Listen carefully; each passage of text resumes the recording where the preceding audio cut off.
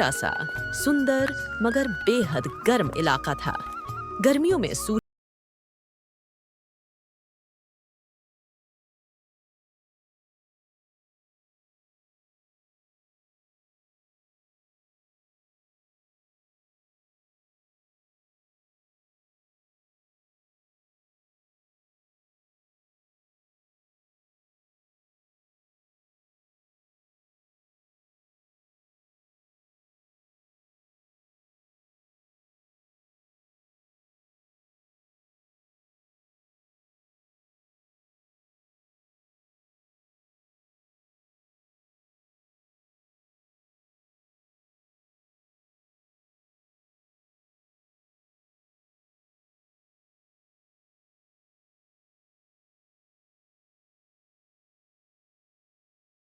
कमला, इस गर्मी में खेती करना पहले से भी ज्यादा मुश्किल हो गया है।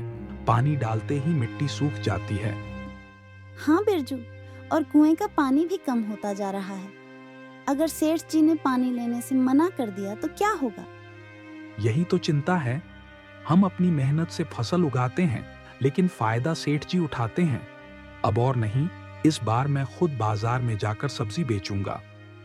पर इतनी गर्मी में बाजार जाना आसान नहीं होगा।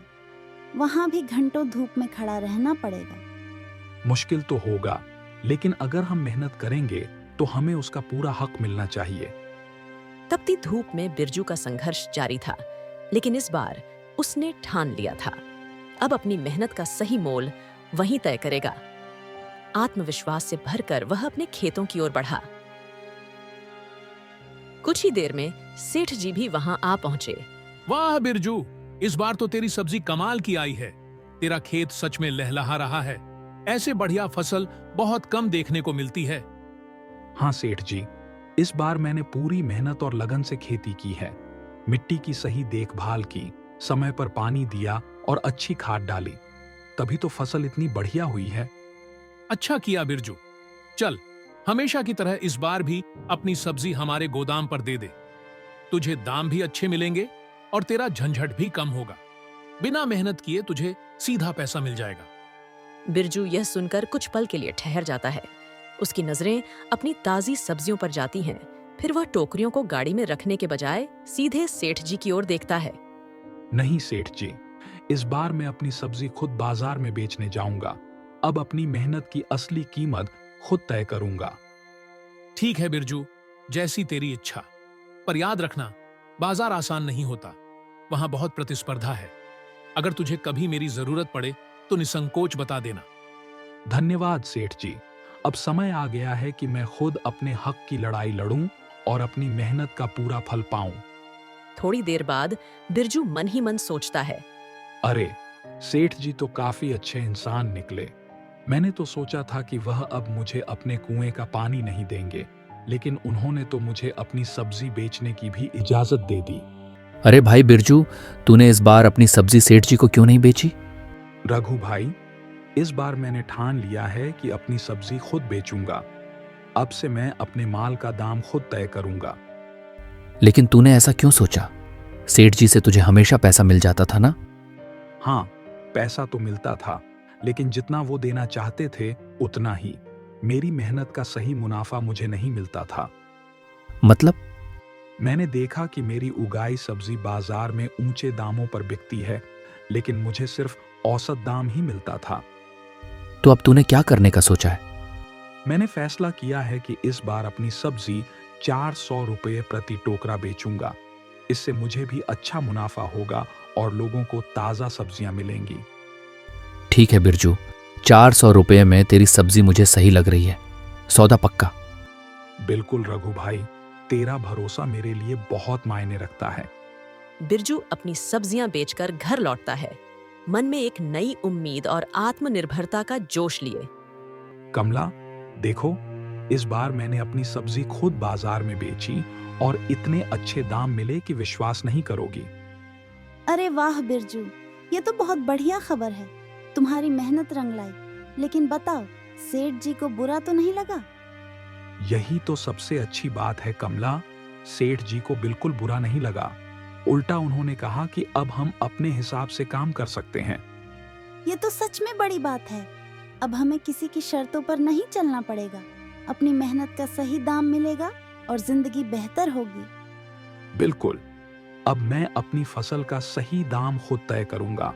और सबसे अच्छी बात, सेठ जी ने हमें अपने कुएं से पानी लेने की इजाजत भी दे दी। यह तो बड़ी राहत की बात है। चलो अब तुम आराम करो, मैं तालाब से पानी भर कर लाती हूँ, फिर तुम्हारे लिए खाना बनाऊंगी। कमला पानी लेने चली जाती है। अरे सीता, कैसी हो? सब कुशल मंगल तो है?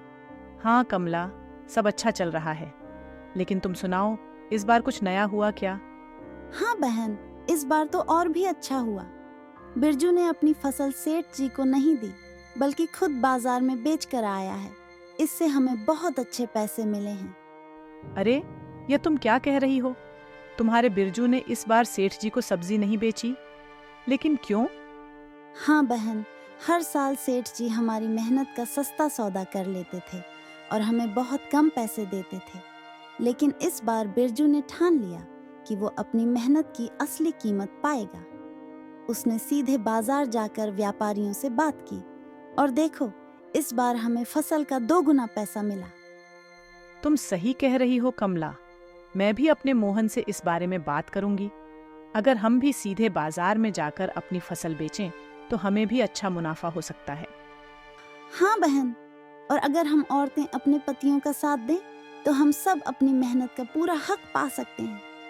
इस बार तो बिरजू ने सिर्फ अपनी ही नहीं, गांव के और भी कुछ किसानों की फसल को बाजार में बिकवाया। अब हम सब मिलकर सेठ जी की मनमानी का सामना करेंगे। अब तो मैं भी मोहन से कहूंगी कि इस बार फसल सीधे बाजार में ही बेचें। हमें अपने अधिकार के लिए आगे बढ़ना ही होगा। सीता पानी लेकर अपने घर चली जाती है और कमला के मन में एक नई उम्मीद जग जाती है। चेतन, तुमने सुना? बिरजू ने इस बार अपनी सब्जियां ओम सेठ जी को नहीं बेची, बल्कि खुद बाजार जाकर बेची और उसे बहुत अच्छा मुनाफा हुआ। उसने बताया कि सीधे ग्राहकों को बेचने से उसे सेठ जी के मुकाबले 2 गुना फायदा हुआ है। सच में सीता, अगर बिरजू को इतना अच्छा मुनाफा हुआ है तो हमें भी ऐसा ही करना चाहिए। हम इतने सालों से सेठ जी को सब्जी और फल बेचते आ रहे हैं, लेकिन वह हमें बहुत कम पैसे देता है। अगर बाजार में बेचने से हमें हमारी मेहनत का असली दाम मिल सकता है तो यह बहुत सही रहेगा। बिल्कुल। मैंने भी सुना है कि सेठ जी हमसे सस्ती दरों पर सब्जियां खरीदते हैं और फिर शहर में महंगे दामों पर बेचते हैं। हम मेहनत करें, हमारी जमीन से ताजी फसल उगाए और फायदा कोई और उठाए। अब यह ज्यादा दिनों तक नहीं चलेगा। अगर बिरजू कर सकता है तो हम भी कर सकते हैं। तो तय रहा, इस बार हम भी अपनी सब्जियां सेठ जी को नहीं बेचेंगे। हम खुद बाजार जाएंगे और देखेंगे कि हमें कितना मुनाफा होता है। अगर यह तरीका सही बैठा तो आगे से हम सेठ जी पर निर्भर नहीं रहेंगे। बिल्कुल सही कहा चेतन। अब हमें अपनी मेहनत का पूरा फल खुद ही लेना होगा। इस बार हम भी बाजार जाकर अपनी सब्जियां बेचेंगे। ठीक है, मैं अभी सेठ जी से जाकर कह देता हूँ कि हम अब अपनी सब्जी उन्हें नहीं देंगे। चेतन आत्मविश्वास से भरा हुआ सेठ जी से मिलने के लिए निकल पड़ता है और सीता को भी अपने इस फैसले पर पूरा भरोसा होता है। सेठ जी, हमने एक अहम फैसला किया है। अब से हम आपको अपनी सब्जियां नहीं बेचेंगे। इस बार मैं खुद बाजार जाकर अपनी फसल बेचूंगा। वहां मुझे ज्यादा दाम मिलेंगे और मेरी मेहनत का पूरा फल मिलेगा। क्या कह रहा है चेतन? ऐसा जोखिम भरा कदम मत उठा। तेरा असली काम खेती करना है, व्यापार नहीं। मैं तुझसे हमेशा अच्छी कीमत पर सब्जियां खरीदता आया हूं, फिर तुझे बाजार जाने की जरूरत ही क्या है? सेठ जी, आपके अच्छे दाम हमें जितने मिलते हैं उससे बाजार में हमें 2 गुना पैसा मिलता है। हमने देखा है कि आप हमारी सस्ती सब्जियां खरीदकर शहर में महंगे दामों पर बेचते हैं। अब हम भी अपनी मेहनत की असली कीमत लेना चाहते हैं। देख चेतन, इस रास्ते पर चलकर तुझे मुश्किलों का सामना करना पड़ सकता है। बाजार जाना आसान नहीं है, वहां काफी प्रतिस्पर्धा होती है। अगर तेरा माल मुझसे बिकेगा तो तुझे हर हफ्ते पैसे मिलेंगे, लेकिन बाजार में कुछ भी पक्का नहीं होता। वहां कभी दाम गिर जाते हैं तो कभी ग्राहक ही नहीं मिलते। इसलिए सोच समझकर कदम उठा। मैंने अपना फैसला कर लिया है सेठ जी। मैं तो बस आपको यह बताने आया था। इतना कहकर चेतन वहां से निकल जाता है। गर्मियों में पानी की समस्या बढ़ती जा रही थी। कुछ ही दिनों में पानी की भारी किल्लत महसूस होने लगी और खेतों को भरपूर पानी की जरूरत पड़ने लगी। पूरे गांव में अब सिर्फ एक ही जगह पानी बचा था, सेठ जी का कुआं। बिरजू, जल्दी जाओ, सेठ जी के कुएं से पानी निकाल कर लाओ ताकि अपनी सब्जियों को समय पर पानी दे सको। अगर सही समय पर पानी नहीं मिला तो सारी मेहनत बेकार हो जाएगी।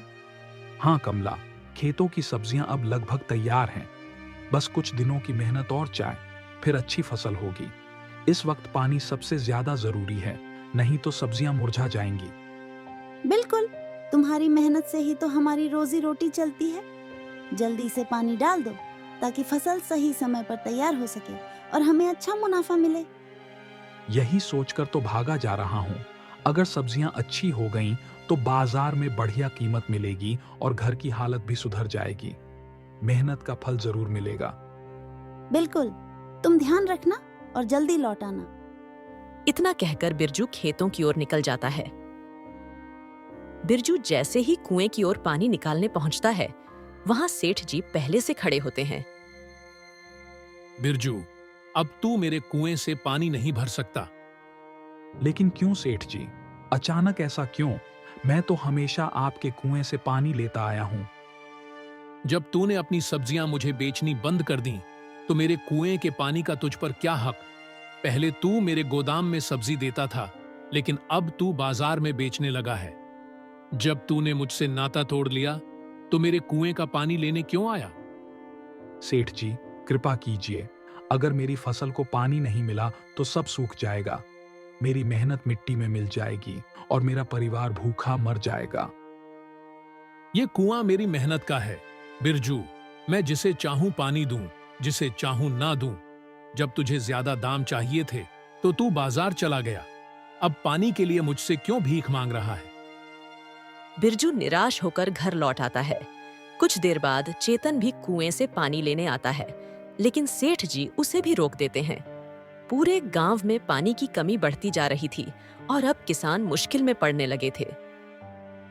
बिरजू, ये क्या हो रहा है? इतनी भीषण गर्मी में सेठ जी ने हमें पानी देने से मना कर दिया। हाँ कमला, उन्होंने साफ कह दिया कि जब हम अपनी सब्जियां उन्हें नहीं बेच रहे तो हमें उनके कुएं से पानी लेने का कोई हक नहीं। मैंने बहुत समझाने की कोशिश की, कहा कि हमारी फसल बर्बाद हो जाएगी, लेकिन उन्होंने एक न सुनी। ये तो सरासर अन्याय है बिरजू। अगर हमारी फसल को समय पर पानी नहीं मिला तो सब सूख जाएगी, सारी मेहनत बेकार हो जाएगी। और जानते हो, सेठ जी हंसकर बोले, जब बाजार में ज्यादा दाम पाने के लिए तुमने हमें छोड़ दिया तो हमारे कुएं का पानी तुम्हें क्यों मिले? पर बिरजू, हम अपनी जमीन पर मेहनत करते हैं। पानी किसी की जागीर नहीं, ये तो सबका अधिकार है। तभी चेतन घबराया हुआ वहां आता है। बिरजू भाई, जल्दी बाहर आओ। क्या हुआ चेतन? बिरजू भाई, सेठ जी ने तो हमें पानी देने से भी मना कर दिया। हमारी सब्जियां प्यास से तड़प रही हैं, सूख रही हैं। अगर जल्दी पानी नहीं मिला तो सारी मेहनत मिट्टी में मिल जाएगी। हाँ चेतन, मुझे पता चला। सेठ जी ने सिर्फ तुम्हें ही नहीं बल्कि मुझे भी कुएं से पानी लेने से रोक दिया है। ये सरासर अन्याय है। और ये सब तुम्हारी वजह से हुआ है बिरजू। अगर मैं तुम्हारी बात ना मानता और सेठ जी को ही बेचता रहता तो आज यह दिन नहीं देखना पड़ता। तुमने कहा कि हमें अपनी मेहनत का पूरा मोल मिलना चाहिए, लेकिन देखो अब हमारी फसल ही सूख रही है। चेतन, हालात मुश्किल हैं, लेकिन सोचो, अगर हम सेठ जी की मनमानी के आगे झुक जाते तो क्या हमें कभी अपनी मेहनत का सही मूल्य मिलता? हम खेतों में खून पसीना बहाते हैं और सेठ जी हमेशा हमें कम दाम देकर लूटते रहे हैं। इतना सुनकर चेतन गुस्से में वहां से चला जाता। अगले दिन एक साधु बाबा बिरजू के घर के बाहर आकर आवाज लगाते हैं। बेटा कोई है? मुझे बहुत भूख लगी है। सुबह से कुछ भी नहीं खाया। पेट में अन्न का एक दाना तक नहीं गया। अगर थोड़ा खाना मिल जाता तो बड़ा उपकार होता। आवाज सुनकर बिरजू घर के बाहर आता है। बाबा, आपको भूखा देखकर अच्छा नहीं लग रहा। दरवाजे पर मत खड़े रहिए, अंदर आइए।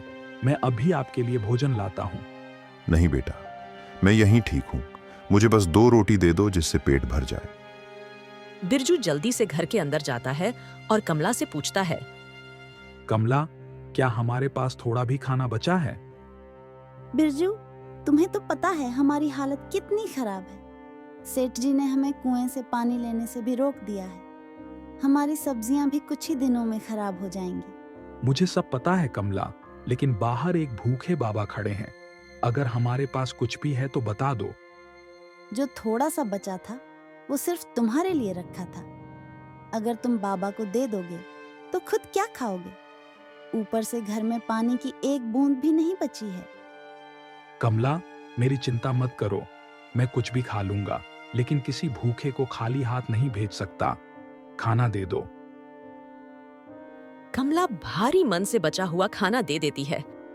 बेटा, तू इतनी देर में क्यों आया? क्या तेरा घर में कुछ नहीं था? बाबा, मेरा खेत हरा भरा हो सकता था, उसमें सब्जियां भी हैं, लेकिन पानी नहीं है। जब पानी ही नहीं मिलेगा तो सब्जियां कैसे बचेंगी?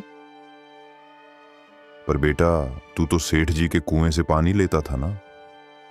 हाँ बाबा, लेकिन अब उन्होंने हमें पानी देने से मना कर दिया है। पर क्यों? कहते हैं कि वो कुआं उनका है और अब हमारा उस पर कोई हक नहीं।